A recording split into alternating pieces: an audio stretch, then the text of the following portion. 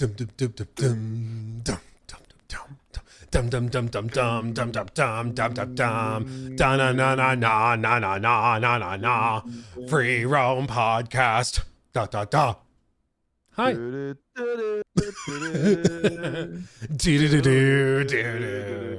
How are you doing, my friend? I'm doing well. Good to see you in the first light. Yeah, we're doing it on a Monday because it's Summer Game Fest week, and it's exciting. Yes. I don't want to get too excited though, because we've been here before, of course.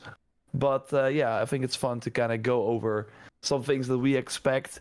Look at the chat and see what everyone is hoping for. And yeah, it's gonna be a good thing. You are going. Can you like talk about what your planning looks like in the coming days? I'm curious. Yeah. So Jacob, Trevor, and I, and my manager, Jake, manager to the stars, we will all be there, rocking and rolling. So the Luke posse is going to be 4 people strong. We're going to have like a whole crew there, but it's good. We have a pretty robust schedule that I'm actually doing the final review of later today. And effectively, my goal is that I'm going to plan out with the team, like the core videos I know I want to make. So like, for example, I'm trying to think of like something now that is pretty much confirmed to be there. Like Death Stranding 2 or like something that's locked in. Like now they just see my revealed. tweet? No. I can confirm that I have Death Stranding 2. Ooh. And we'll see if this one has holograms of tall necks. If so, 10 out of 10. Yeah. Oh yeah, look at that. How do I share? I forgot how to share my screen. There we go. Look at that. There we go. Jor has it. Yes. So PS5. so That's all I can say. That's all I can say. Don't worry, guys. I'll ask him later, and then I'll share with you the stuff he tells me in confidence. But no, I think like what we're gonna do is we're basically gonna plan out the videos that are locked in that we definitely want to cover. That some of which are public, some of which are not, and we're going to tackle those. And I still expect there's going to be plenty of surprises and things that we don't see coming right now that we'll make videos on. But it's going to be very, very busy, and it's going to be probably a good amount of content on all 3 of our channels. So buckle up for that. It's going to be. Do you know if your apartment looks nice? Because I'm sure we're going to see a lot of it. Last year we did an Airbnb, and it was really good for what we were doing. But as Jor can attest, it was not. I mean, LA just in general is not like. No part of LA is the right part of LA. I'm excited for the reveals, but I'm more excited for the amount of people you will encounter on the street that will, I don't know, what was the, like, they were like running past you, like, they were doing crazy things. I can't remember. At one point, like, I think it was, were you here for the guy with the soda can, or was that while we were waiting for you? Yeah. It was the soda can, and then I came to you, I think. Yeah. That is what it was. Basically, yeah, it was just before I arrived. For people not aware, basically, what happened last year is at one point we're going out to dinner with Jor, and there's like, the sidewalk and then the street from there, and our Airbnb is in like a skyscraper looking thing right here. So, and then there's like a parking lot over here. But Jacob,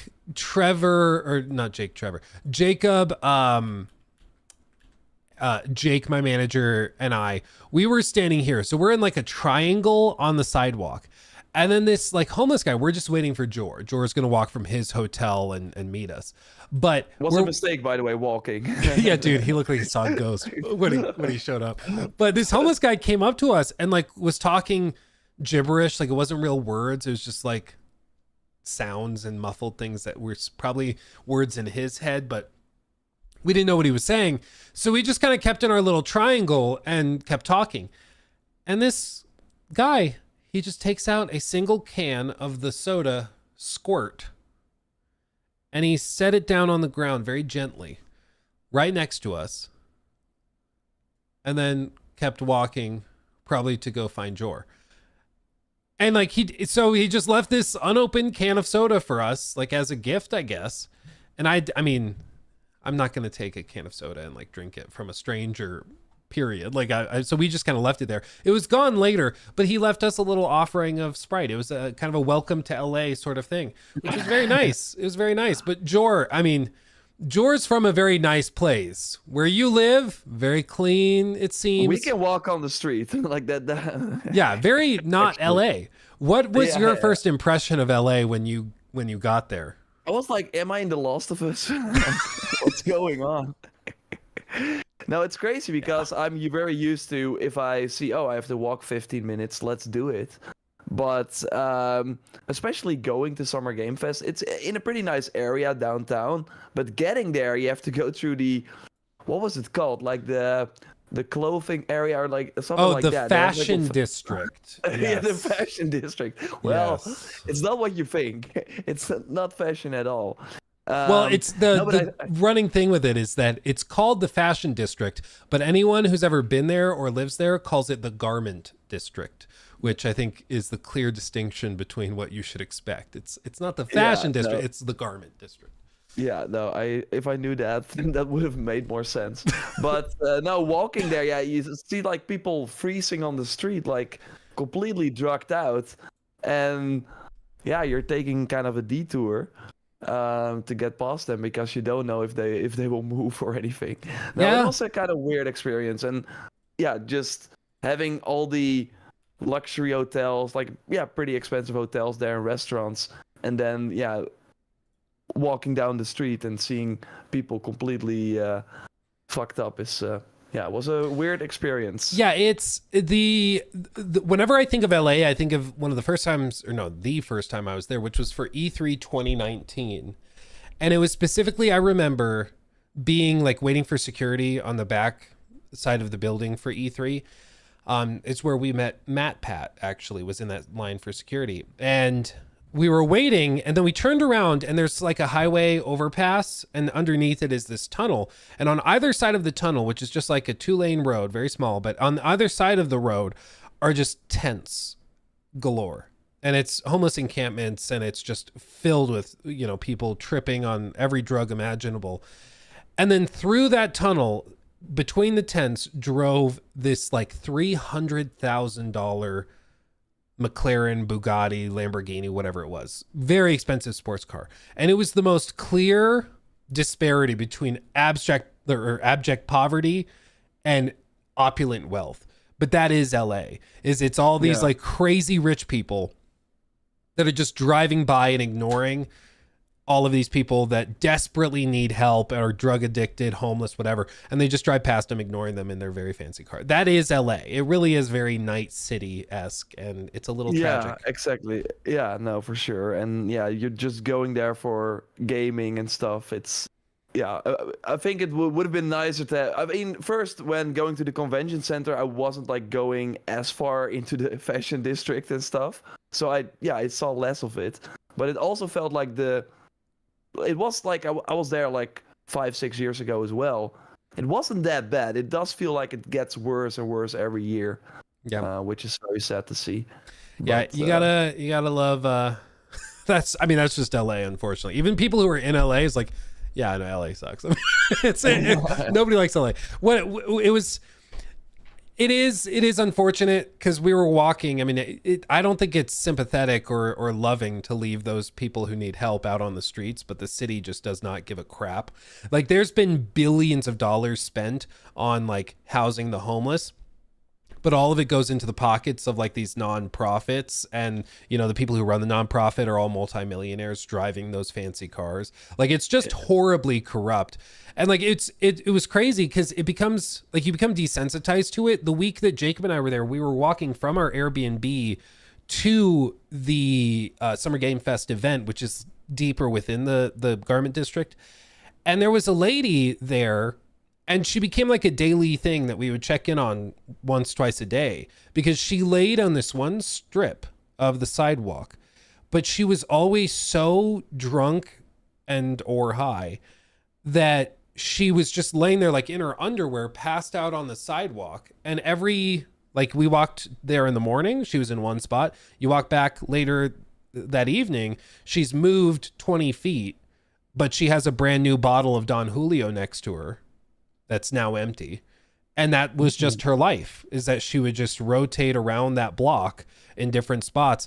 And it becomes like, just you get used to it, I guess, just stepping around her every day, which is really sad that that's just how you have to live in LA, is you just have to like ignore it and block it out. But that's LA for you. Yeah. Well, it is. I see some people say it is sadly what it is. Yeah. Yeah, it's but Are what you I still will like say in the downtown area for your apartment this time? Yeah, we're quite close. So last year it was kind of a last minute thing that we ended up going to Summer Games Fest. So by the time we decided to go, it was all very like every hotel was rented out, and it just was last minute. This year we got on it very, very early. So we're all posted up in the same hotel. So Jacob, Trevor, and I will be in the same hotel, so we can all kind of work very close. And it's close. It's just a handful of blocks away from the event, so it should be pretty easy to get there, or Uber there together if you don't want to walk next to, as Jacob said, Mrs. Crack Lady. And it really is jarring, though. The event is super cool. It's very well run. Jeff, people really know what they're doing. Very good. Very well run. But it's shocking to go from what we've been describing with like Mrs. Crack Lady on the street to you walk past a threshold where they have security and these fences up, and it's like you're in a totally different place. It is super clean. They have food trucks there. They have each of the each of the publishers have their own little spot in the building. It's like night and day, but it's very well run. They know what they're doing. Yeah, but that's why I even though it was like a 15-minute walk, I would just take an Uber, like just get there with an Uber. I think that was sadly the best way to go about it. But like you said, I think Summer Game Fest, just getting you basically have to go in, and you have all these companies. It's a very laid back vibe. Everyone, like creators, press, but also people from the industry, are just walking there, and they kind of know, okay, you're here.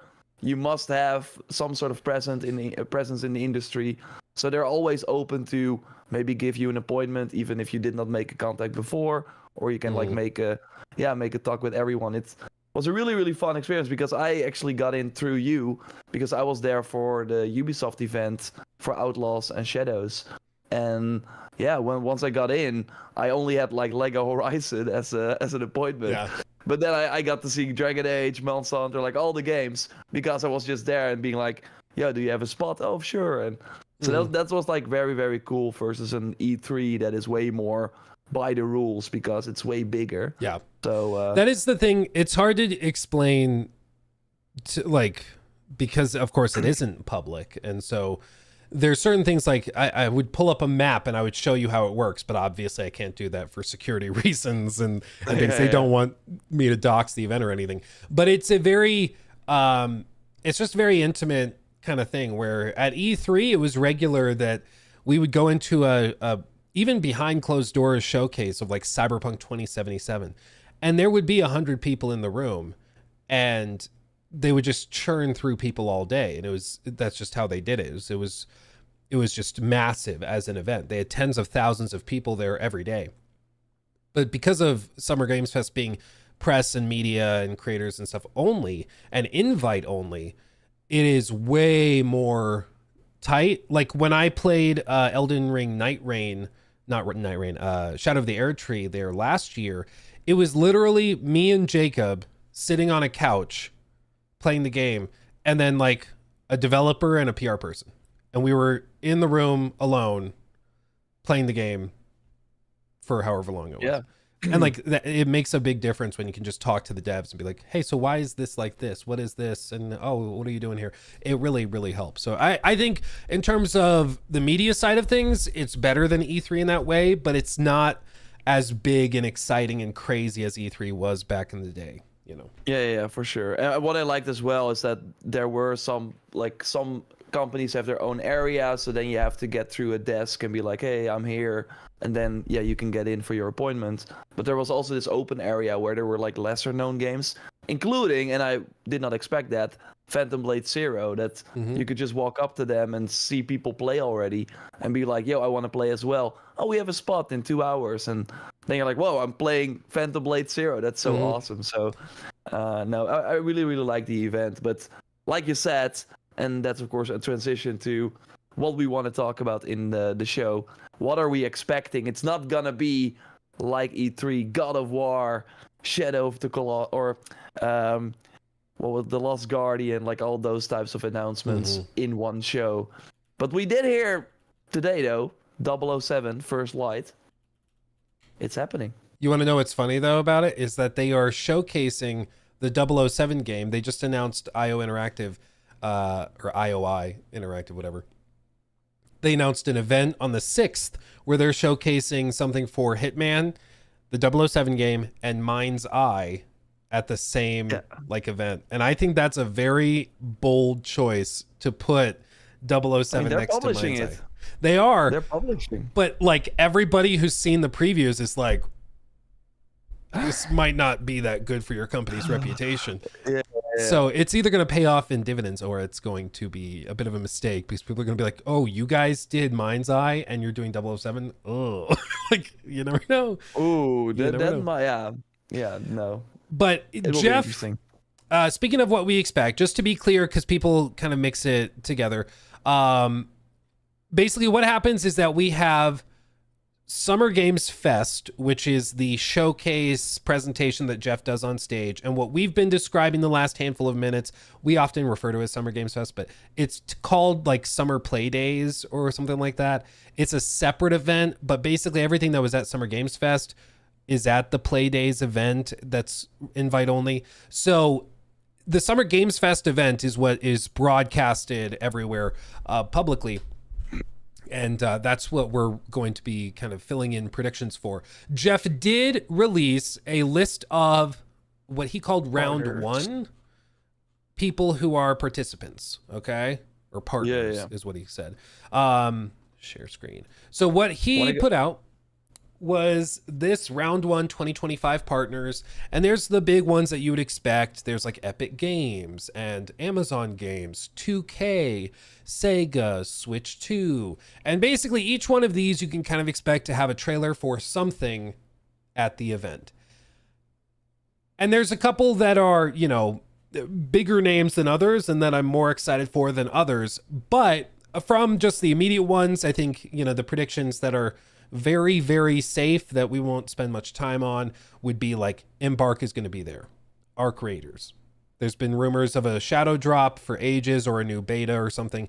I think that's very, very likely. We'll see Arc Raiders there in some capacity. Probably, I would guess a shadow drop, but I'd guess that is going to be. I think it's going to be a beta with because it has not been tested on console yet. Well, that's true. Yeah. So I think I saw people, or that the beta had gone live or something, or that people were voting or something. They accidentally sent out an update for the game that included a .exe, and some people were able to get into the code of the exe. And closed test was on console, by the way. I see people say, sorry, I didn't know that. Oh, it was? Oh, I thought it was PC. Yeah. Oh, yeah, me too. I'm also mistaken. So yeah, basically people were able to sort of data mine indirectly that there's something happening with the game on June 6th. That's what they found. Something's happening with the game on June 6th.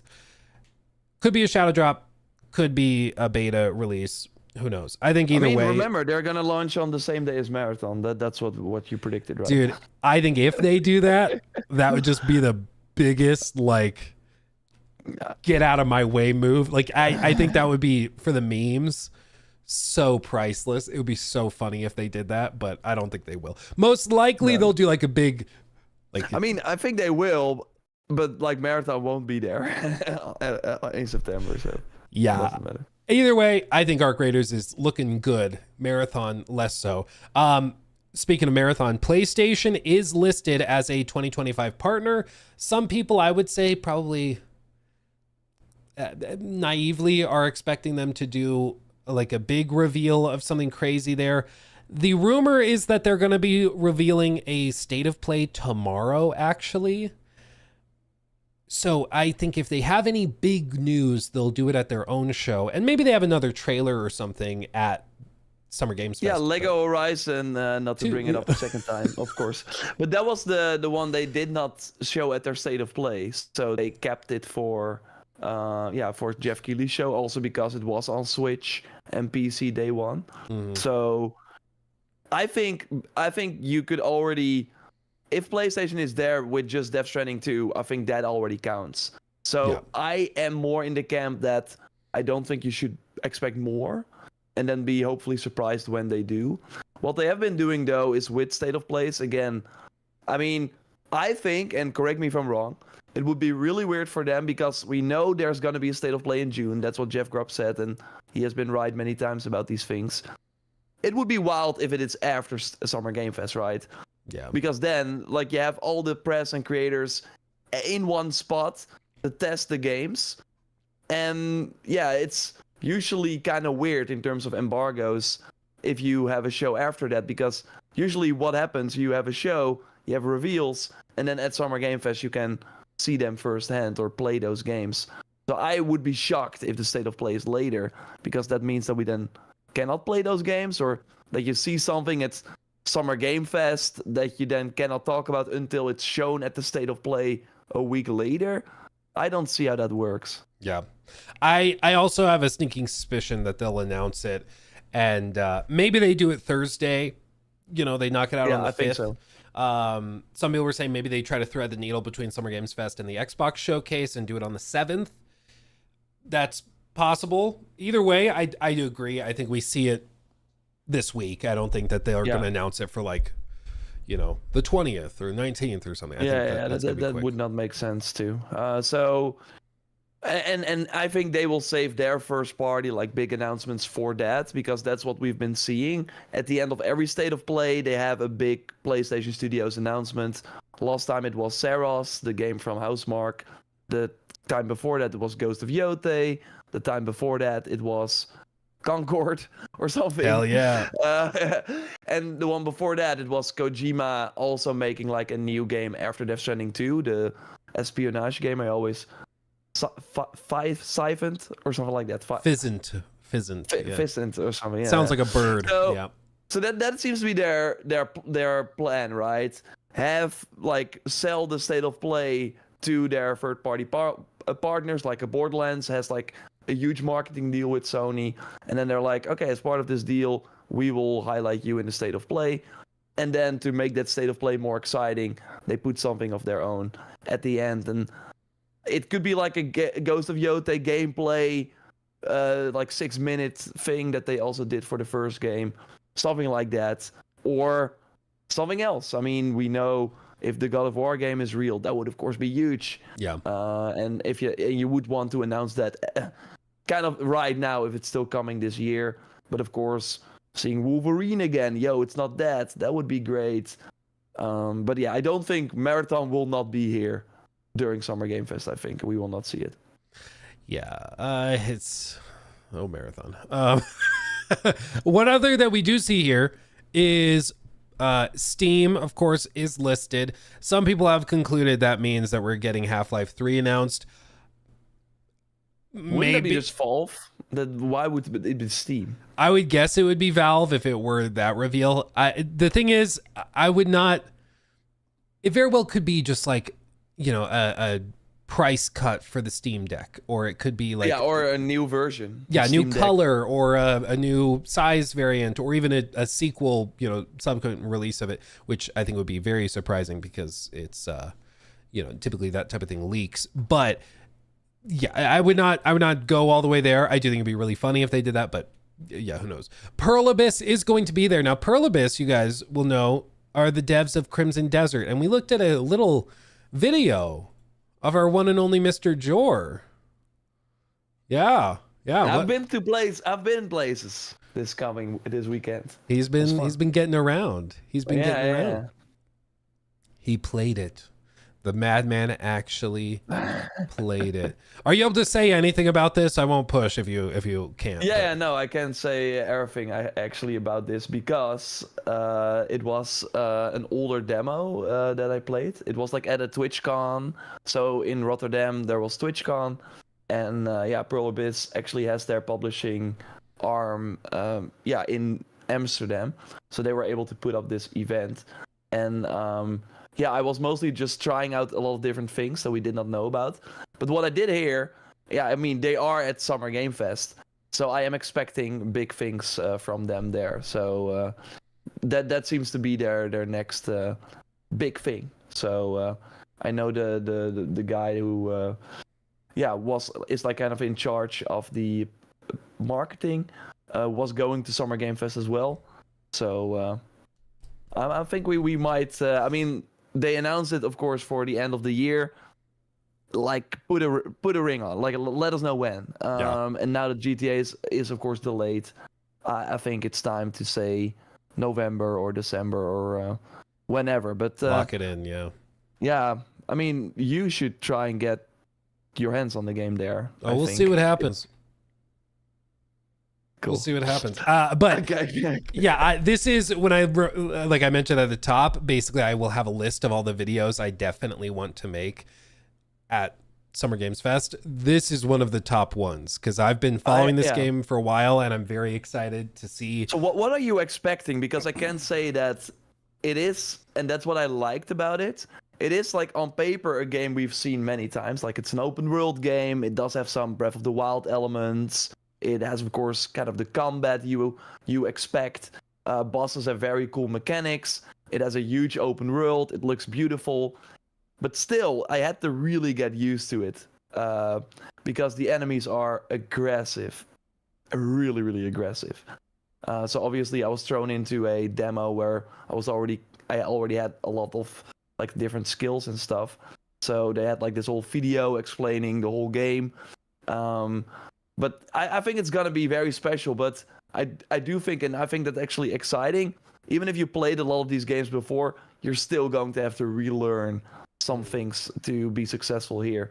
So I'm really curious what you think of that, because some of these things, like for example, bosses, they all have these attacks where they just ragdoll you around. Like you're constantly flying around, and it's kind of weird because if you look at it, it feels kind of grounded and stuff.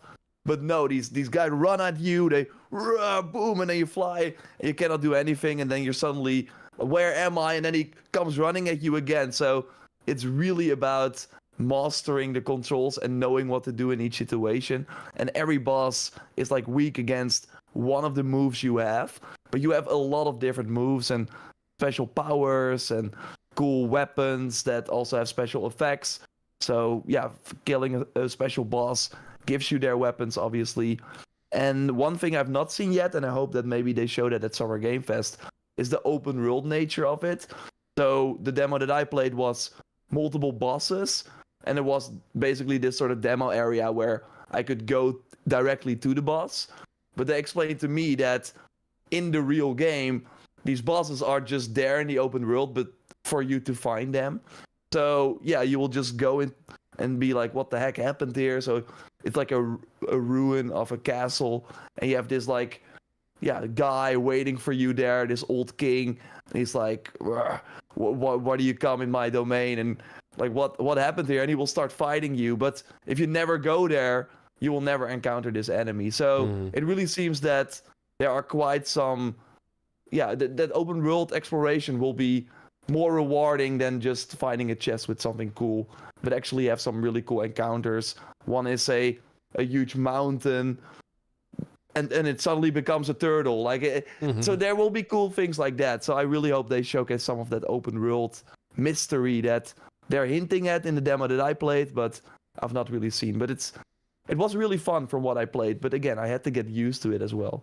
Yeah, I mean, I think when like, if I get the chance to talk directly to devs or people that have more direct knowledge, my goal is to ask some questions that can be kind of revealing. One of the things I've realized at various preview events is if you ask developers what their inspirations were, sometimes you can get around the PR limitations on what they can and can't say.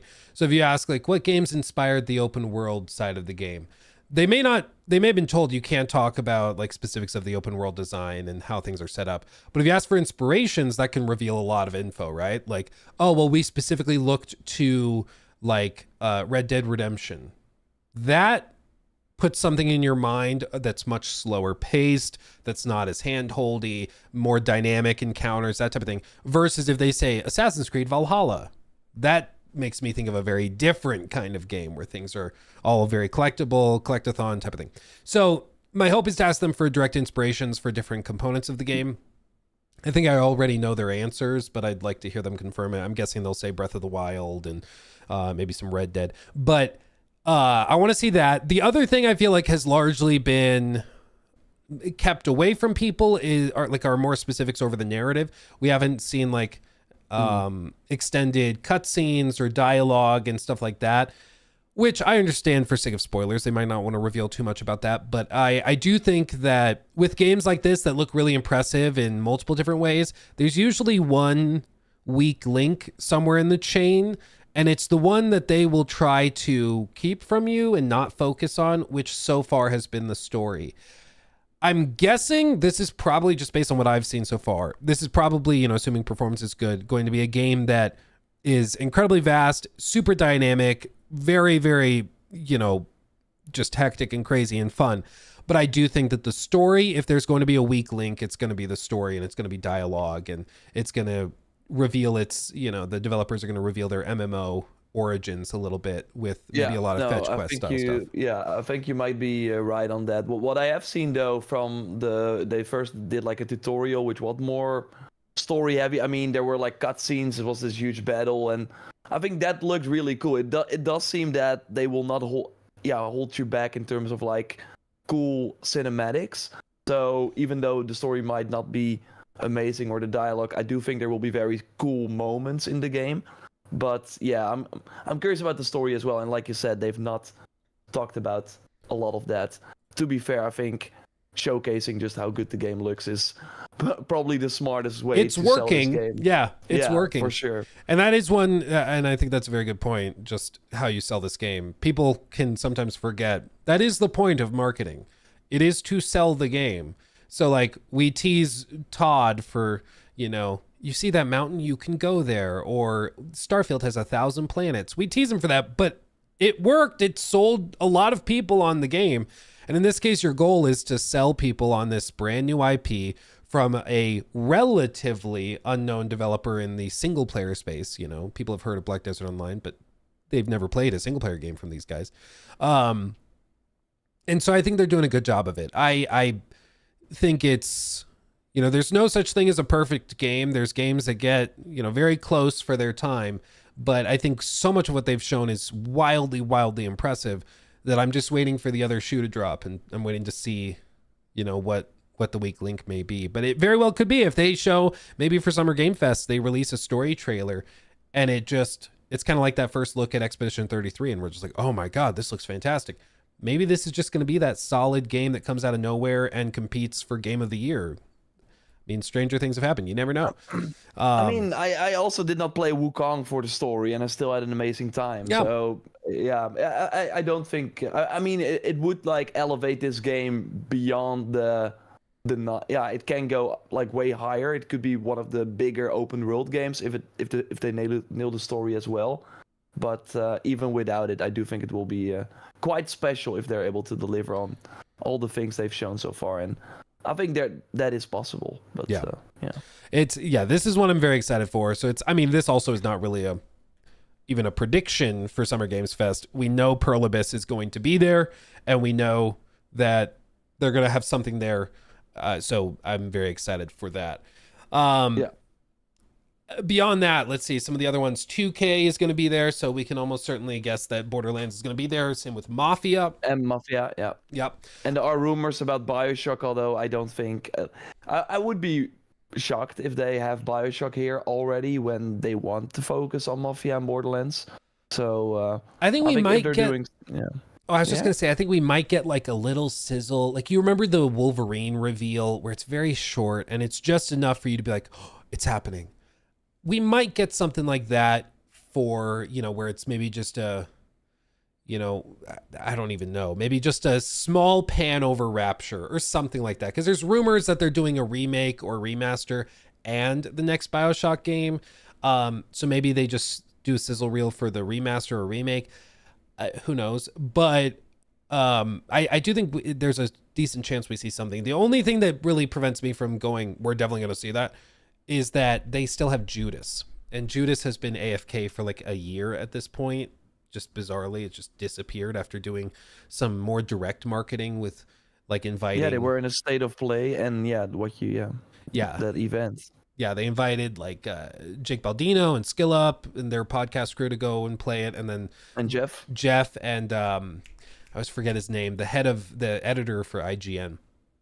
He went and played it. So they just disappeared out of nowhere. Who knows why? But that, I imagine, is probably early next year. If I mean, with Ken Levine, you never know, man. But I do think it would be in their best interest to have that out and then focus on BioShock. Yeah, they're very similar. And I'm releasing them in the same year might be a great idea because people might play Judas and be like, I want more. And then they get bored like BioShock. Might be a great idea, or it might be, overload.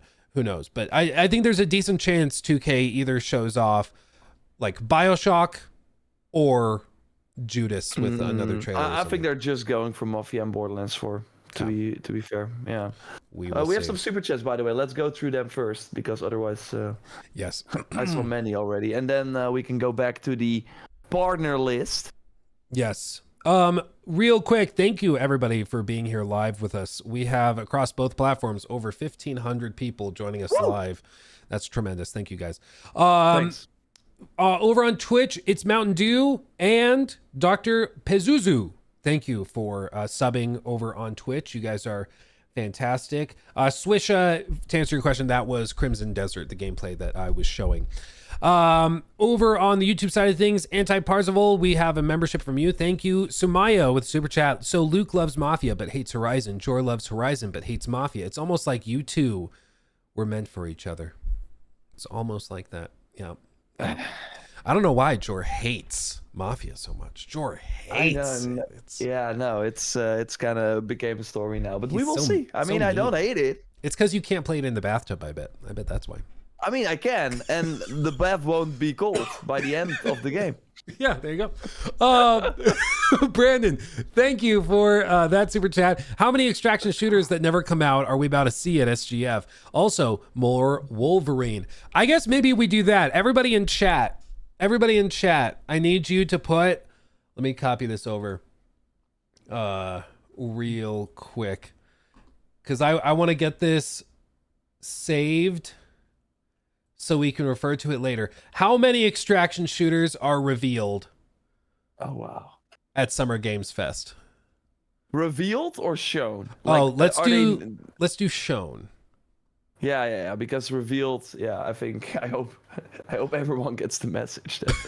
Please. At least 4, 10, 4, 16 times, 42. Okay, I'll let you guys vote on that while I continue going through these, but probably a few. And what's the over under, Jor? Do you think we see, maybe not at SGF, but do you think the state of play shows anything for Wolverine? No. Okay. I also don't think we see any Wolverine. Tyler, thank you for the super chat. Think Konami's showing Metal Gear Solid Delta at SGF or the Xbox show? I think at the Death Stranding show they might do it. Oh, that'd be funny. That'd be good. No, I think I mean, it's coming in August though. But is Konami on the list? I don't see it. I don't see it either. So maybe, well, and they're partners with Xbox, so I think doing the Xbox show on the 8th probably makes more sense. Yeah, I think so. Yeah, probably. Yeah. Let's see, Sumaya, think for that one. Why are all these events in LA anyways? I remember E3 being there since forever ago. It's just kind of a centralized hub, and it's a good middle point for a lot of media that's based in the US, and then a lot of media and companies that are based in the East, in like Japan. It sucks for the people in Europe because it's just on the other side of the planet, but that's why they also have Gamescom in August. Gamescom now is, I'm pretty sure, bigger than E3 ever was. Gamescom is massive, and that's in Germany. So it's like, this stuff is big, but it's mainly because a lot of the biggest companies are based in the US, and it's kind of a legacy thing. But Gamescom is kind of becoming the new big thing for sure. Yeah, but mostly for consumers. I would still say that for business, Summer Game Fest, or like for creators and press, because Gamescom usually has a new version of the game that was playable at Summer Game Fest, or the same demo. While at Summer Game Fest, a lot of this stuff is new because it's also the first time they can actually reveal it if they want to come out at the end of the year. While in August, it's already closer to maybe their initial launch. Like by the time Gamescom comes out, or Gamescom is a thing, Mafia is already out and some other games as well. So that of course also plays a role. Yeah. Let's see. Oh, maybe they reveal Lego Bloodborne. At this point, Flaviparus, I wouldn't be surprised if they do a Lego Bloodborne before they do a Bloodborne sequel. I think that's not actually that crazy of an idea. Can you imagine the meltdown that would happen if that's like Jeff comes out, the rumors were true. Bloodborne's back. People are melting down and it's a Lego game. Yeah. That'd be so freaking funny. What will be the rumors are true announcement this year though? Do you think? So the one more thing basically. Probably it's just that knowing Jeff, it's like Death Stranding 2 Kingdom is Hearts still 4. coming out. Like it's just the most non-announcement ever. I don't know. What is an announcement that Jeff would be really hyped for that everybody else would be like? Kingdom Hearts 4. Kingdom Hearts 4? Yeah. I could see that. That it's would be like one that it's like that a lot of people want, but it's also not as big as it once was, but it would still be very big. But it would also be something he can get. Like that's of course the thing. Yeah, it has to be something that he can get looking at this list. Or Resident Evil 9, but I think that would be more a state of play thing because all the Resident Evil games are at the Sony show. Arc Raiders, like that's not Art Raiders. Is that like a typo? Or is that like the No, that's the new meme for Marathon. Marathon Art Raiders. Yeah, I don't know. That's a good question though. That's a good question. What would Jeff's thing be? Let's see. Continue to catch up on these before we move on. V, thank you for the very generous $20. Top two are Crimson Desert and Phantom Blade Zero. We need a release date for one or the other, please. We got no date for any of them. I do think we should get that for at least one of those. I think that's a I think Phantom Blade Zero will skip. I did get an email that they were like, hey, are you at Summer Game Fest? We have the demo, but that was like an older one from a few months ago. Remember with that boss that had like multiple copies and then sort of marionette style? Yeah. It was very cool. So they had that playable, but not at the event. So I don't think they're going to be there. Maybe because we heard it's like 2026. So I think next year is when they will go crazy. But with Pearl Abyss being there, that's way more likely that they will really start the marketing cycle and hopefully with a release date. So yeah, I agree. Tides of Annihilation. If we did see more about that, that'd be cool because that game looks baller. Yeah. But what was the developer on that? Or Tides. That also feels like one of those games that you don't hear about for another year or something, and then it comes out. But it's brand new. It's Eclipse Glow Games. Yeah. So that sounds like a made-up name. Yeah, it's a brand new studio. I don't think they're at the event. Yeah, it's a Tencent company too. Oh baby. Yeah, it's from over 100 developers with experience in creating franchises like Yakuza, For Honor, and Assassin's Creed. Oh, ooh, a lot of former Ubisoft China devs. Okay. Let's see. Thank you for that one. Okay, RX saying Mommies of Annihilation. You're right, but you can't say that. You're not allowed to say that. Let's see. Jack, thank you for the 5. Chances of seeing the Horizon game or Horizon Online game at the Sony State of Play. I think there's a chance. I think that might also be the end of the announcement at the end. I can see that too. I could see that too. I think Yeah, I think there's a good chance. I don't have any secret knowledge or anything, but we know that they have a lot of these online projects and they've got to start putting them out. That's why it's also not that likely that Marathon actually is delayed. We just don't know, but they've got a lot of stuff they need to start releasing. Yeah, but we know with Sony as well, and that's why we might not even see Ghost of Yotei before Death Stranding. Like they do want to focus on one game at a time, so it could totally be that, they are just focused on Death Stranding too. To be fair, I don't know. We will see. Do you think? I mean, that game's probably big enough, especially with Herman. If they were going to do a standalone like show for a game, I could see doing a standalone show for the Horizon game. Yeah, but sure, but that will be later. Closer to when but they will have at the State of Play at the end. They will have something big like they had for the previous. But I think big would already be the gameplay, like walkthrough for Ghost of Yotei, or God of War spin-off trailer. Yeah, exactly. Something like that. But I think Horizon Online, like they all, I would say, have 33% chance of being there. So yeah, it's pick one of them. Yeah. Just depends which way they want to go. I almost if you get to play it before me though, and it's at Summer Game Fest though, dude, that would be so funny. No, I would hate you. So funny, and I would troll you so hard with it. Like it's really weird. It was just we were playing it, and then all of a sudden you turn into gummy bears, and like you start playing. It's really weird. Yeah. Let's see. I almost said it again, Kane. I'm very, very sorry. I almost said Kanye again. I don't know why. I think I am dyslexic. I think that's what that means. Wow. Thank you, Kane, for the 10. You guys think we'll get any new God of War news, like the supposed Kratos prequel? I mean, I'm going off of Tom Henderson. In that podcast, he gave a good amount of details. He said it is real, and it's Jeff Grubb as well. Yeah, they said so it's like the two most credible people. It's only Jason Schreier has not said anything about it. Which might be because he knows. I don't know. But you just never know. I think for them to say it's real and it's looking like this fall or winter, I mean, that I think says a lot. So, and if that is true, if it's looking like maybe a November, December release, and it's like one of their big finishers for the year, it kind of has to be revealed right around now, right? Like maybe they do another showcase in like August, September, and that's when they show, after Marathon releases, maybe they do an October show, and then they do a really tight marketing cycle for that, and they also reveal Horizon Online there.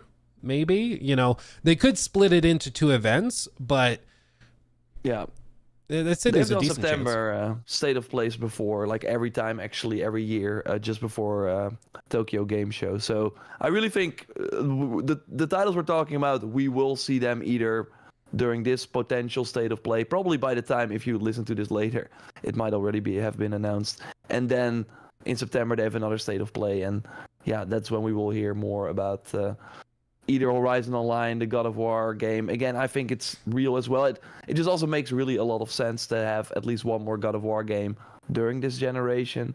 And then Horizon Online.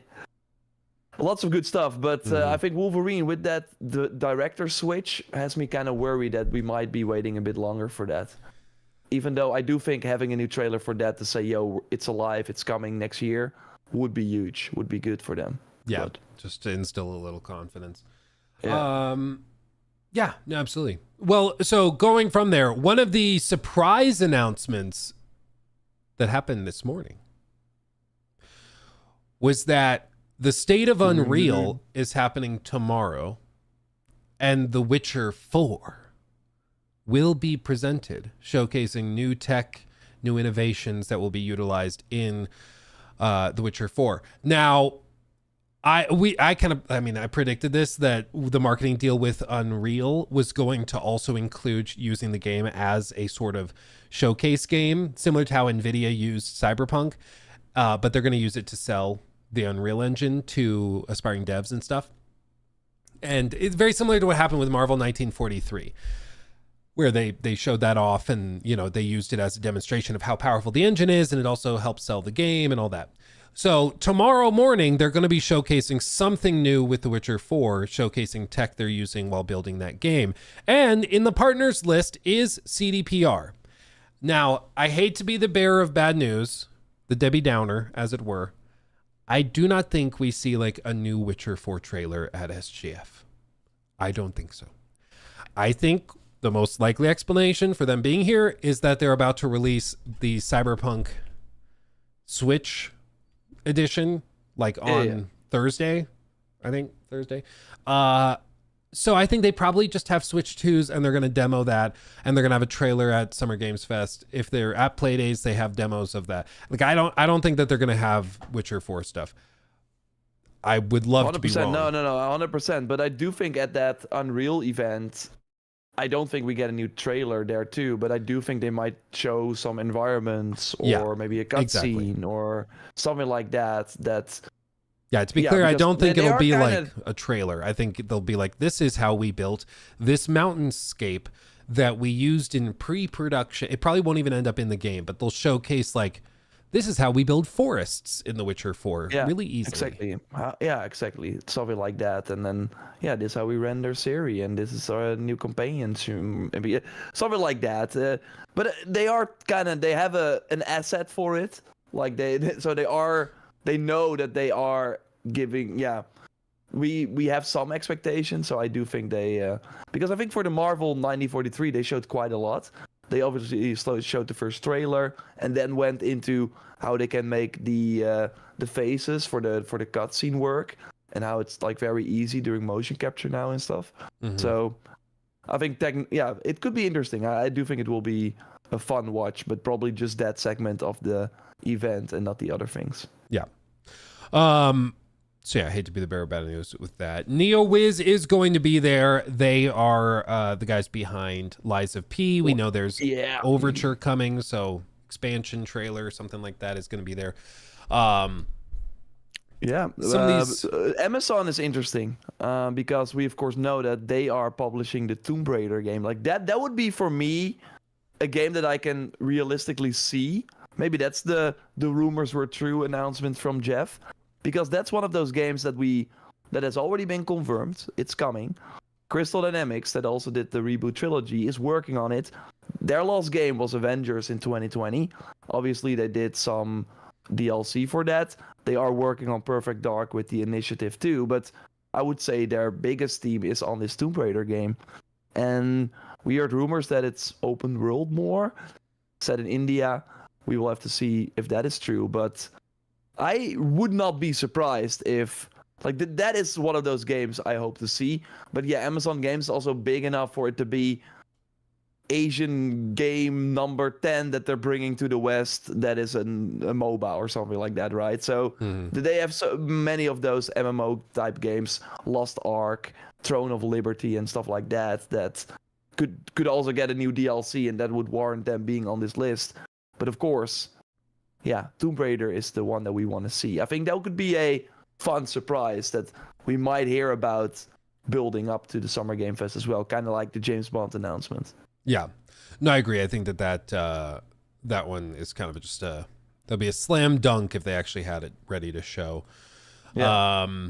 Focus Entertainment's going to be there. They publish a lot of good stuff. There's speculation. Maybe there's an update for Space Marine. Maybe they have something new in the Plague Tale. Plague Tale, thank you. I was like Lies of Innocence, what? But yeah, Plague Tale. Maybe Plague Tale has something there. I love those games. So they will have lots of good things. They've got a lot of IP and things that people are excited about. Niantic, Nexon, we've got some other big names like, where did it go? Techlands could be interesting. Dying Light, The Beast will obviously be there. So that should still be coming out in the summer. I would not be surprised if it's maybe now launching in October. But that's like a standalone, or a Dying Light 2 DLC made into a standalone game where we play, of course, the main character from the first game. Mm-hmm. I'm looking forward to it. I think where Dying Light 2 kind of failed was it being way bigger than it needed to be. And I think the new environments that are way more also in the forest and stuff look way more exciting than kind of the city they went for with the second game. So I'm looking forward to it, and I do think we will get a release date and stuff. Just like for Little Nightmares 3, that is also Bandai Namco also being there with Supermassive Games that is developing it. So yeah, totally expect that too. And I think another interesting one is Square Enix. Yeah, we touched on Kingdom Hearts 4. I just don't know what else they would have, or just like Dragon Quest 1+2 that they announced, like something small like that. Yeah. But I mean, they could. We know that in the past they've done big reveals, like big stuff with Jeff, like Rebirth. But I don't know. I don't know if it's been enough time for there to be for the next Final Fantasy VII to be ready. No. I don't think it will be there. No. 100% not. They are cranking those out quite fast, but not that fast. And it feels like yesterday that game came out, even though it was, of course, a year and a half already. Mm-hmm. But no, I think they have a Final Fantasy IX remake rumored for a really long time. So that could be it. But I have a feeling about Kingdom Hearts 4 because they out of nowhere had these screenshots. Did you see that? Like weird screenshots for that game. Yeah, it's been some time ago, but out of nowhere they were like, "Hey, it's still in development." Maybe it was like the 20th anniversary, or I don't know. And then a lot of the Square Enix PR were like, "Follow the account for more news." Maybe, you never know. May 15th. So, it was like a really random selection of screenshots, but yeah, I think it's time for them to talk more about that. And again, I think that Rebirth trailer did well at Jeff, so I can see it happen. And I think the big one we should also talk about is, of course, Xbox, because they have their own show. They're also on this list. But yeah, I do think they got some cool stuff. What do you hope to see there? At Xbox, I think we just talked earlier on stream about some predictions from various people. Juice had, for example, he said in less than a week we might actually see Elder Scrolls 6 revealed with another trailer. Personally, no way. I don't think so. No way. I think most of that's based on the idea that with Starfield they did 2 years of trailers and then they released it, and with Elder Scrolls 6, if it's targeting 2027, this would be about the time to do it. I just don't personally buy it. I think more likely almost certainly we see the expansion, the second expansion for Starfield, probably more paid mods and stuff, and maybe a PS5 port announced. We could see that. 100%. Yeah. But I would not get my hopes up for Elder Scrolls 6. As for other things from Xbox, I think maybe one of the surprise drops that's not so surprising would be State of Decay 3. I think that game could be really cool. I think it could be really big if it's good, and if they really have given them time to work on it and get it where it needs to be, which it seems like they have. And so I'm optimistic about that. Beyond that, I mean, I think they've got some tricks up their sleeve. Because again, I've said this, and maybe it's just cope on my part, but I feel like they have been just drowning consumers and drowning Game Pass subs with content that they could have sat on. Like, they had a big spring with, like, of course they had Expedition 33 on the list. Wasn't first party, but they had that on the list. They had the South of Midnight. They had Doom, of course. And they still, even with all of that, dropped the Oblivion remaster when they could have sat on that and done that this fall or something to spread it out. Like, I just feel like they've got so much and they've been putting so much out. They must have some trick up their sleeve to fill in the rest of the year. Because I like the first half of this year was not lacking, and they still kind of went overboard with it. So I think they'll have something. What that something is, you know, there's rumors of a Fallout 3 remake. I don't think they do 2 remakes or remasters in the same year, but I do think that they've got something. They know something we don't. I'm just not sure what it is. Clockwork Revolution, maybe. I mean, the choice to make Outer Worlds 2 have its own dedicated showcase was surprising to me, because in my head I just don't think of that as being big enough to justify its own show, but they apparently feel that it is ready for prime time. Is it time for that Halo remake? Oh, maybe.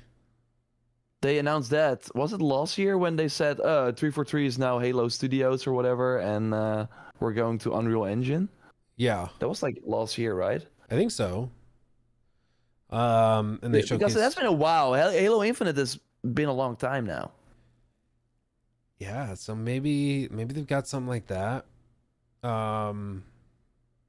I mean, I would love to see Blade. That is my game that I would love to see from Arcane, Leon, of course, Deathloop, and Dishonored makers.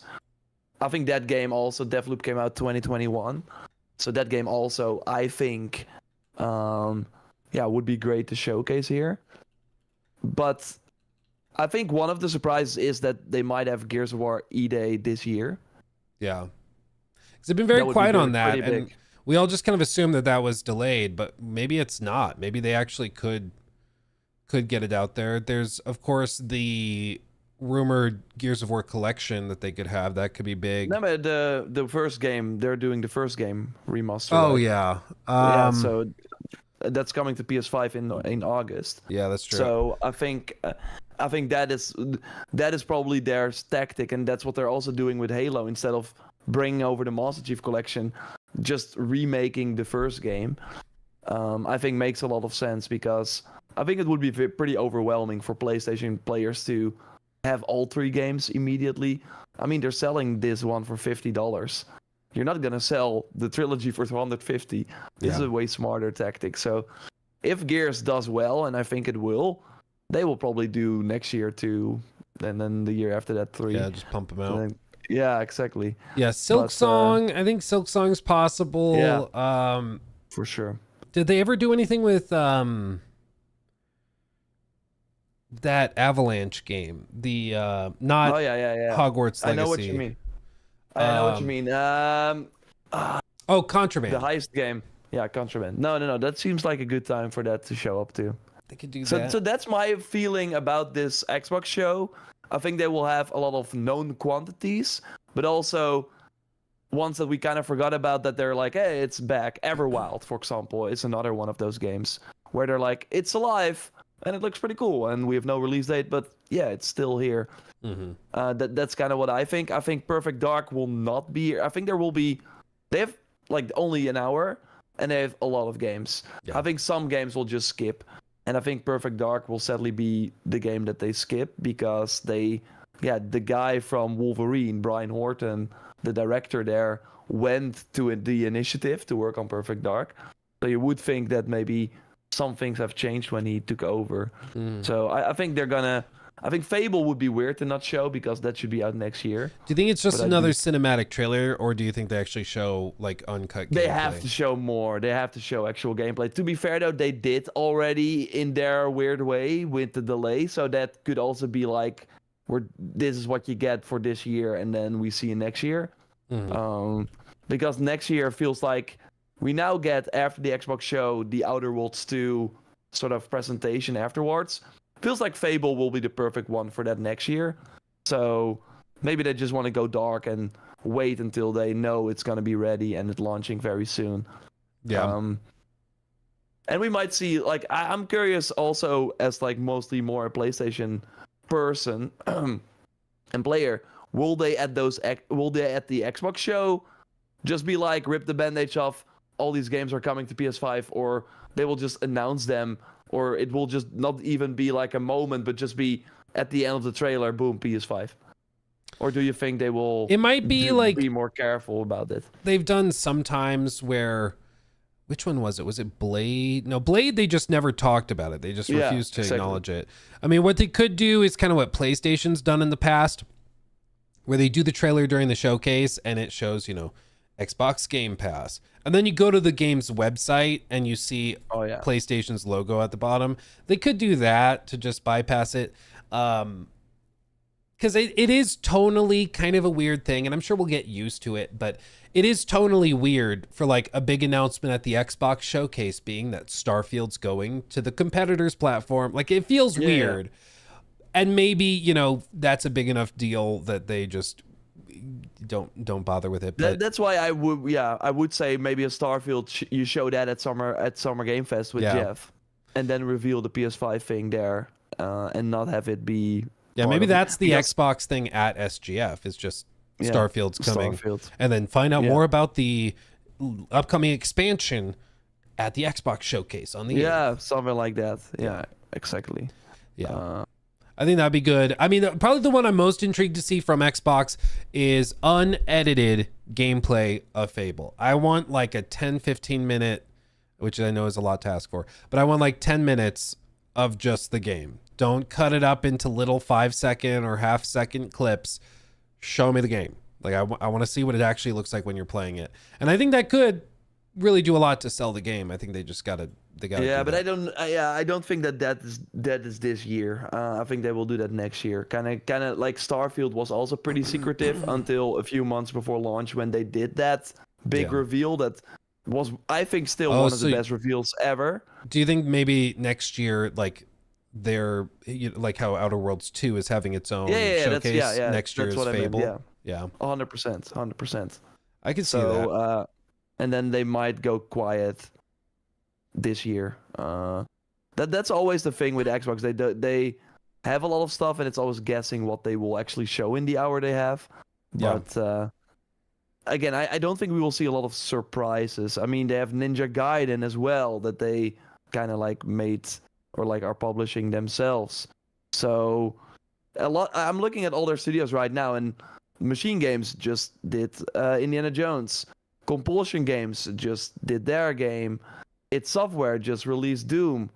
Ninja Theory just released Hellblade 2. The Coalition is working on Gears. Undead Labs, yes, State of Decay 3. I do think we will likely see that. What about a new Forza? Is it time for that? Is it time for Horizon, whatever they're gonna call it? Usually those games came out like every other year. Yeah. But that, of course, Forza Horizon 5. When did that like release on Xbox? Really? No, it was 6 then, right? Oh no! What, did 5 come out in 2021? 2022. People should. I'm not sure. I'm not Feels like it's time for Horizon 6. It feels like they should have at least something. But I mean, they have a ton. They have a ton of stuff. But maybe what we do is this. And I want to hear people in chat too. Oh, I see Menace Silly says Halo collection on PlayStation 5 was a rumor. I did hear the rumor that they were going to do like a Halo collection or a Halo remake or something, and they were also going to put it on PlayStation, which I do think would be... that's I think that's likely, and it would be quite funny. Let's see. But maybe, what do you think is... Maybe we break it down this way. I want to hear from people in chat too. What is the one that you're hoping for? So like the pure cope, this is the dream situation reveal. It has to be like, not GTA 7, but like something that could actually happen. And then what do you think is actually going to be the like most talked about reveal after all is said and done? Like say June 10th, other than Mind's Eye, what is everybody talking about?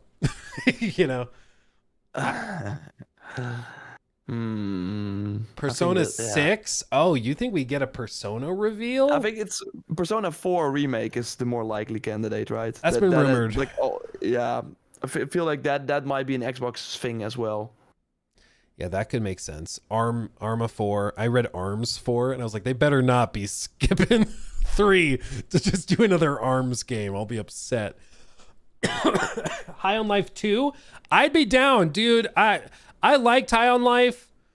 I know some people didn't. I liked it. Actually, in the studio, you might be able to see him from here. Where is it? If I move the mic boom arm, that is an animated like picture frame, and in it is Knifey. And I can grab him. You might not be able to see him that often. But they sent me this because I like the game so much. And it's like from their merch store. And it's just Knifey in this like animated picture frame. That's so funny. And so he's always with us in the background. I think it's one of the most like that Knifey had the best dialogue, like stabby or something like that. Stabby, let me at him. Yeah. I enjoyed it a lot. I understand some people did not. But yeah, I liked high on life a lot, so I would be okay with that. I'd be okay if they did that. But yeah, going back to your question, I think it's a hard one because I'm not looking at the list. I want to be like realistic here.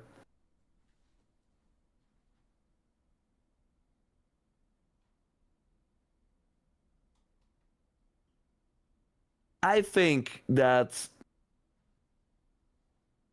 Tomb Raider game could have a shot at it.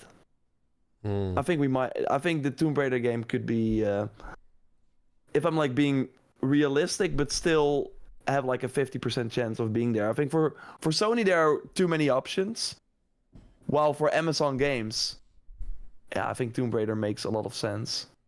That could be like a big Xbox thing as well.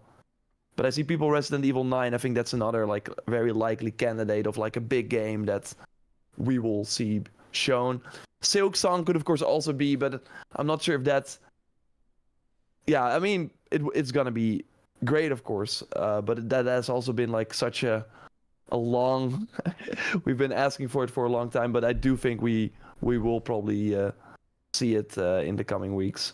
But if that's like one that people will talk about, it's probably kind of will be like what we expect. There seemingly is going to be a Deadpool VR game for the MetaQuest, so kind of like the Batman game from last year.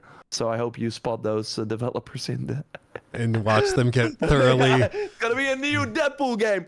Whoa! For VR. Oh. Dude, I have never experienced whiplash in a room that fierce, and I felt so bad because for anybody not familiar, during the Summer Games Fest showcase, I was sitting like a row or two behind the Arkham Shadows devs, the VR game devs.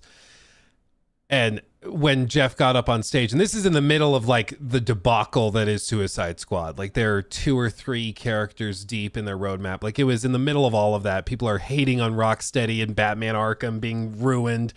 And then Jeff gets on stage, a new entry in the Batman Arkham universe. People are like, no way. Yes. And then it pops up, MetaQuest. Thousands of people collectively. Oh. And the poor devs just sinking into their seats. They did good work. Apparently, it's very, very good.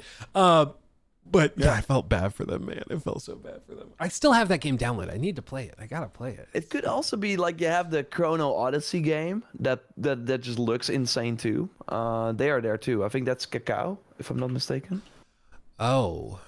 Chrono Odyssey. Yeah. So that's like a big MMO that looks very cool. Because that's kind of what we've been seeing. That usually these like Chinese or Korean games come out of nowhere and look insane, like the Tales of Annihilation or Tides of Annihilation. It could be one of those games that we don't even know exists, and it will be shown. It's like, what the heck? Kind of like how Expedition 33 was shown and looked insane from the first moment.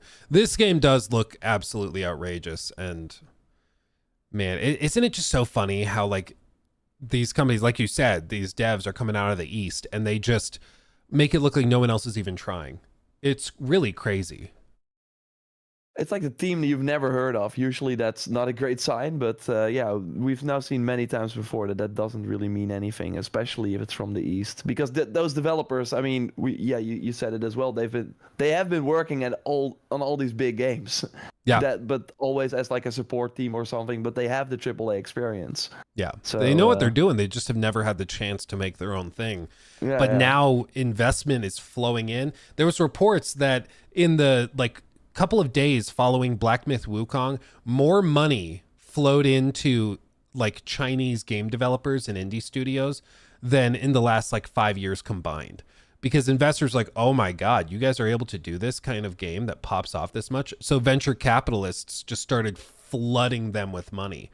So in the next, you're not going to see it probably this year, but in the next 5 years, you're going to see like a third, half of all of the games showcased at these events probably come from studios like that, because just so much money is being poured in, hoping that they get another Black Myth Wukong or game like that.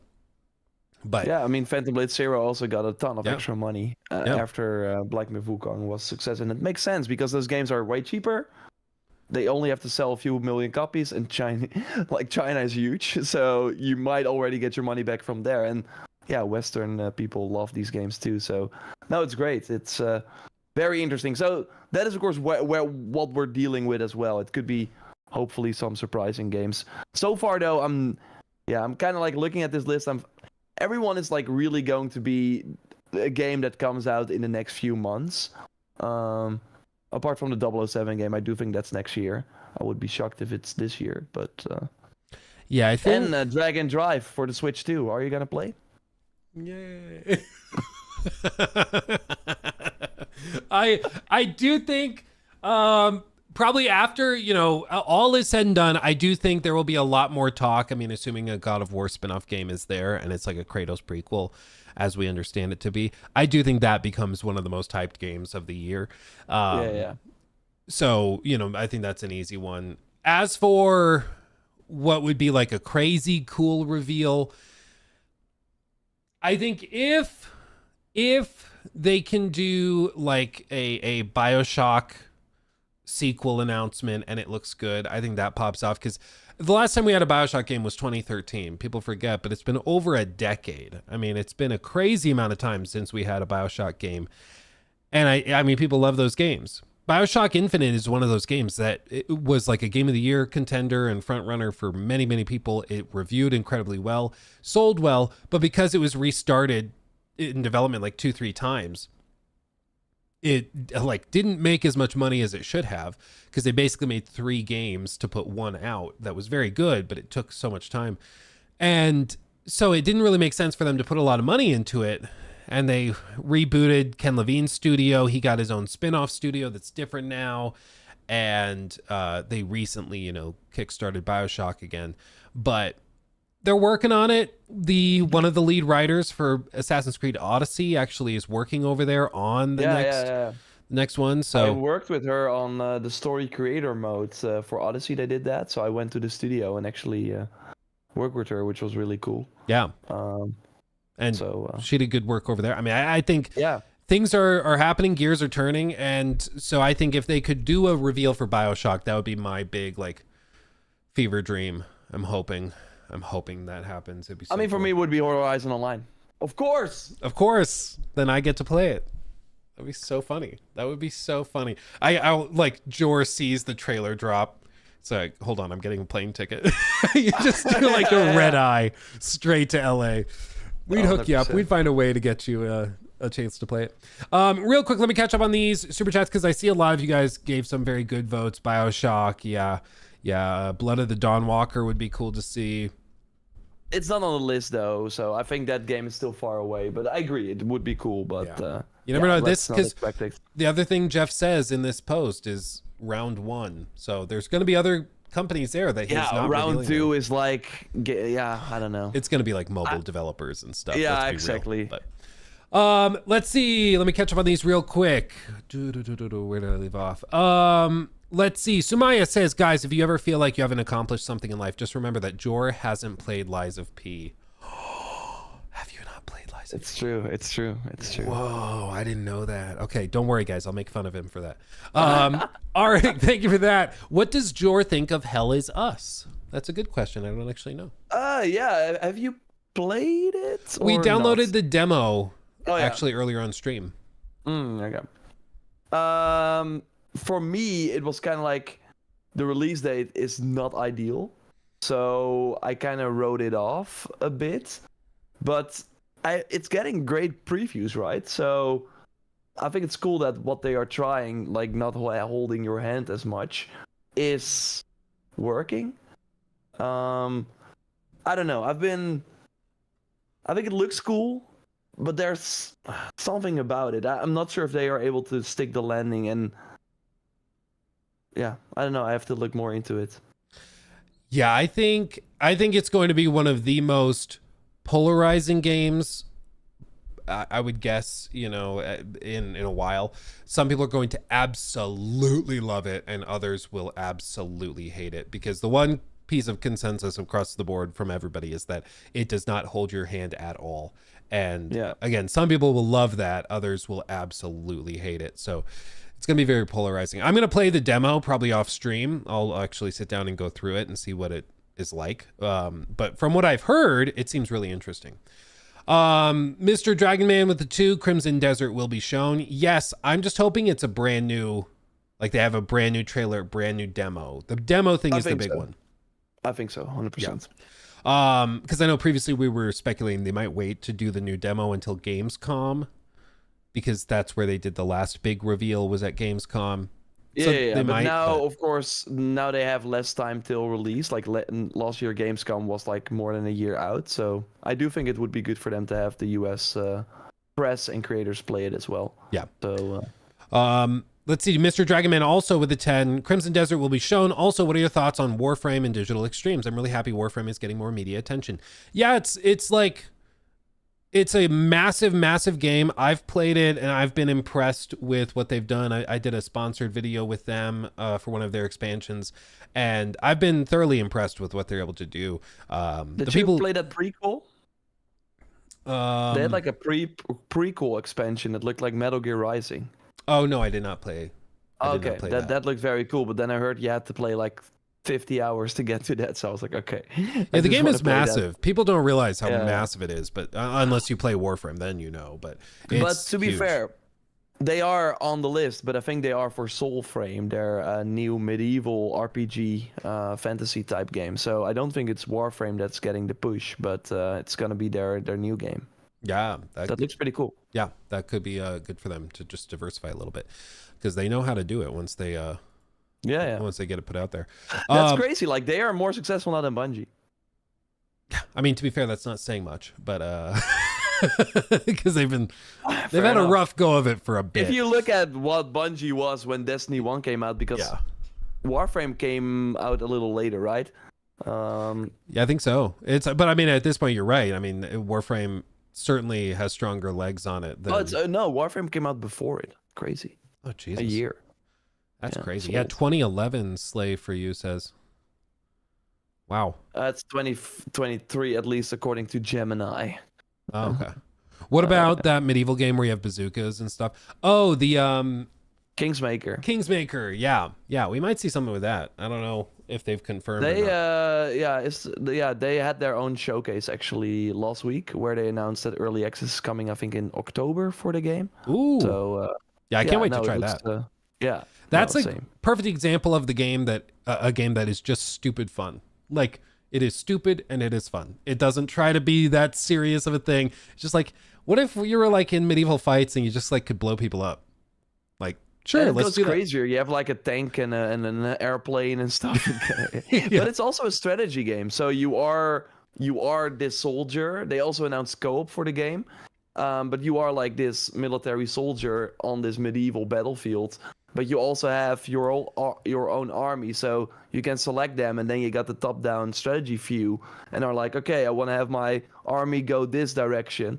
So yeah, you're basically this god sending everyone to a different location, but you're also active on the battlefield yourself with a machine gun and a tank and stuff like that. Yeah, it sounds really super fun. It sounds super. Yeah. And what a good reveal trailer! Like that probably is one of the most just wild, unexpected, insane trailers for a new game any of us had ever seen, because it starts like very medieval and very like, oh yeah, grounded, historical, and then all of a sudden you go to like The Last of Us post-apocalypse. The pickup truck is driving, it goes through a warp, and then it plows straight into the battlefield. It's just like, what the hell is happening?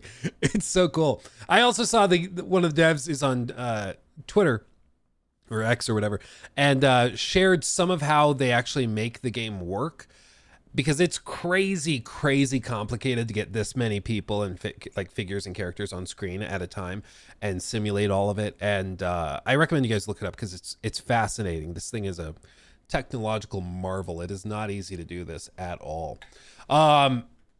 Okay, having said that, let me almost caught up real quick. Wilfredo, thank you for the 5. Not seeing EA on this list. When can we expect them? Looking forward to the next Battlefield. I think they do their own thing for Battlefield. I don't think they need to share any. Yeah, and they will just do Battlefield. I mean, they got their sports games. They have their own audience that will tune in for that. And they got Skate, of course, also coming up.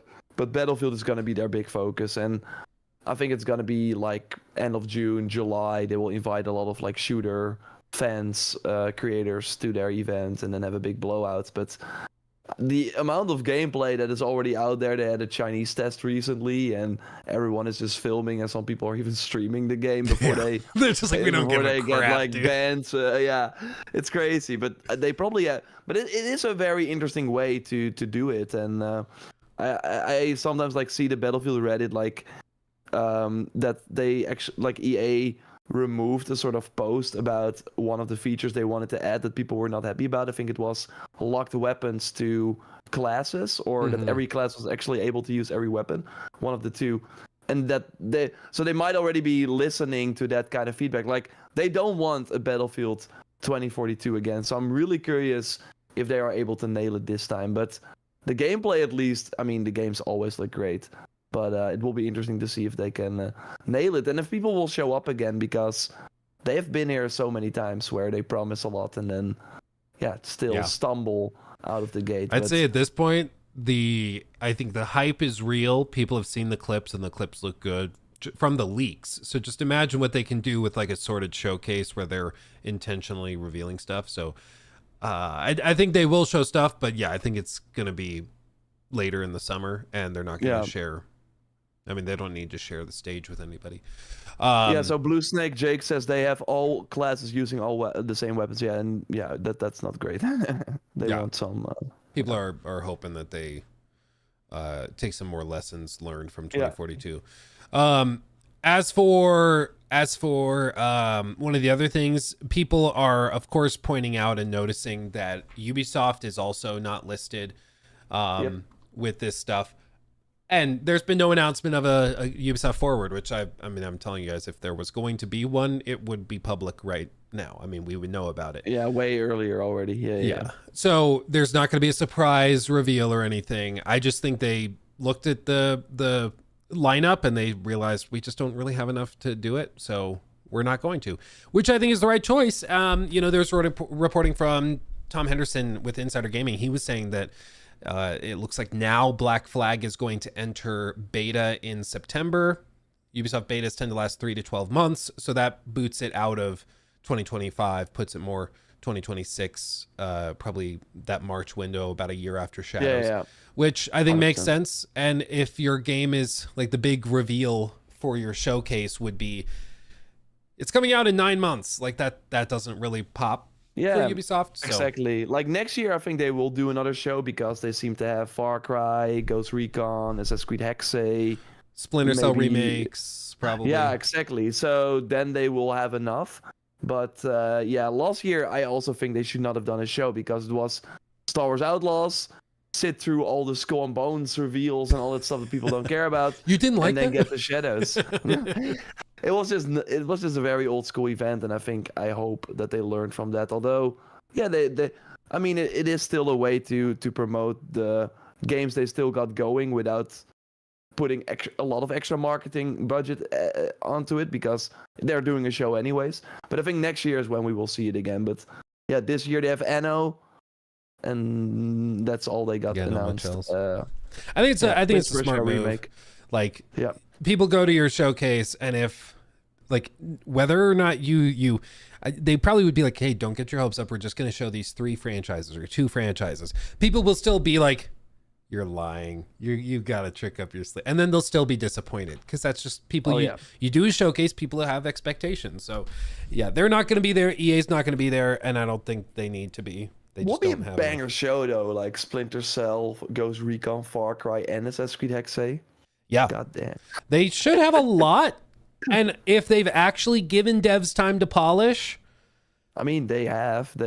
Far Cry was supposed to launch this year, so. Yeah. Like they've like, the delays have cost them a ton of money. Like, it's not just the one delay that they said for Shadows. Was it like 25, 30 million or something to delay it to February? 30 million, but that was like till February, and then they delayed it to March, so it was like even more. And now multiply that across every game they're making, all the big main like IP and franchises. Hundreds of millions. Like, their choice to start polishing is that expensive. Okay, that's how many good. corners they were cutting. But I think it's Yeah. good, and it will help them in the long run. It's just, growing pains at this point. But it's good to see that they're learning that lesson, because we could see a turnaround. As for other things, let me see. Did I catch up? Very good question, Jordan Berzin. With this, thank you for the super chat to wrap this up. Whatever happened to Judas? I don't know. I listened to like a Ken Levine like podcast, and it really seems that he got like all the time in the world. But I do think the longer he takes, the more pressure he has to deliver as well. So I think it's like a kind of a circle where it's like, I really have to deliver, so I need more time. Oh, I need more time, so I have to deliver even something better. And I don't think this is gonna work out. Like it has to be like a big franchise or something. It has to really, really move things around and be this like generational game, I think, at this point. Because I mean, I think it's like good on Take-Two for investing in a creative mind like that. I think that's very cool. But looking at BioShock, like it's big, but it's not as big as games are today. Like like how many copies did BioShock sell? If it's 10 million, I think that's already way like a lot. So yeah, well, it's like we were talking about it on stream the other day, because we were saying it's rumored that there might be a remake or remaster of the original game, and they're like, why do they need to do that? They have a sequel coming out. And I was like, guys, there are people who were like, toddlers when BioShock Infinite came out, the last game came out, who now can drive a car. Like, it's been that long. So there's many millions of people who have never touched the BioShock franchise because they were too little to play it when it came out. And so doing remakes, remasters, same with Elder Scrolls, doing that can help reintroduce the franchise to people, or not even reintroduce, but just introduce the franchise to people who have never played them before. And that can do really good work, and that can really, really help. Because for us, we know BioShock very well. We've heard of it. We know what it is. But there's a lot of people who think of it as, one of those old games from the dark times. From the 360. Fair, I now read the first BioShock sold 4 million units lifetime. So I think a remake could double that if they released at the right time. Infinite was way more successful. That sold 11 million. Whew. Yeah. See, I'm telling you guys, the remakes, remasters, that helps. That helps. And I think that could be a great way to like prime. It's almost like when you go fishing, you got to chum the water sometimes. You go deep sea fishing, you throw all the fish guts and stuff in the water to get the fish active, and they'll come out, and then you actually go catch them. That's what they're doing with these remakes and remasters. That's what they do. Yep. So yeah, and I mean that was the funny story about Oblivion, right? That game sold more in 2 weeks, the remaster, than the original in a year and a half or something. Isn't that crazy? But that's also why, and this is unrelated, but it's also why that the whole claim that video game prices need to go up a lot to maintain levels with inflation, I find that argument really stupid, because the industry is so much bigger today than it was 20 years ago. Like, you're selling millions more copies. Like, nowadays, a AAA game doing 2-3 million is like total, I mean, over like a year or two. That's not good enough to probably break even. But back in the day, like, that's phenomenal. But it's because budgets have changed and scope has changed and player counts are way bigger. But the problem is with the Sony games, where they have hit the ceiling with the first game. Like Spider-Man 1 sold 15 million or something. Spider-Man 2 has not sold 15 million yet. Maybe it will. But yeah, then you're like, okay, but Spider-Man 2 was like 3 times the budget as Spider-Man 1. So then you run into problems. But yeah, because just players will fall off. And it's why I think what you brought up with Death Stranding 2 is exactly right, where you've pointed out that, like, well, I'll let you. Why am I explaining your perspective? Like, you're here, right? No. I hope that the game is as like really, really good that people give it a second chance, because I really think, and we also had the Order 1886 story recently, where the director was like, "Yeah, I would love to make a sequel," but I really think that people who bought the first game and were like, it kind of felt like, okay, this is not for me. I paid full price for it. They're not gonna run out to buy the second game, even if it promises to be better. They just like that decision has already been made. So I think they're gonna have a hard time getting Death Stranding 2 in front of new people because it's already overwhelming, let alone if you have not played the first game. And yeah, I think a lot of the people that played the first game, probably like 50%, did not even complete the prologue or like the first few missions. So they are probably not going to be in. They were like, oh, Kojima made a new IP, I'm gonna try it. But they will probably now be like, Death Stranding is not for me. So I'm gonna peace out. But yeah, there's a lot of people who there's always going to be an undecided group of players for a given game. Sometimes that's 30% of potential buyers. Sometimes it's 80%, big question marks around it. And you just have to settle their concerns with review scores being high or this or that. But I think with Death Stranding 2, like everybody kind of accepts it's probably going to review really well. And it's probably going to be like polished because it's Kojima. But I think the undecided number of players out there is way, way lower because everybody kind of has their mind made up on Death Stranding. Like you know if you love it or you know if you hate it. And so I don't think there's a lot of people who are like, I'll wait for reviews and then I'll decide. I haven't seen anybody say that. Every time we bring up Death Stranding 2, people are like, yeah, not for me, or cannot wait, I'm super hyped. So it's going to be interesting. It's really the Final Fantasy kind of situation with Rebirth. You have the people that are super hyped, and you have the people that already decided that they will and will never care. Yeah. So yeah, they're just like, it's gonna be fascinating. Yeah. But with that said, do you have any other closing thoughts? Anything else you want to throw out there before we call it and buckle up until next time? I think it will be very fun to next week find a spot when you get back to kind of go over everything that we discussed. Debrief. Yeah, exactly. And I want to wish you a great time there. I hope you get a lot of soda cans in front of your apartment Get door. all the squirt cans. Yeah. Yeah, exactly. And I hope we see 10 extraction shooters because that would be exciting. That would be funny. I'm excited. It's going to be a really good time. You guys are in for a flood of content.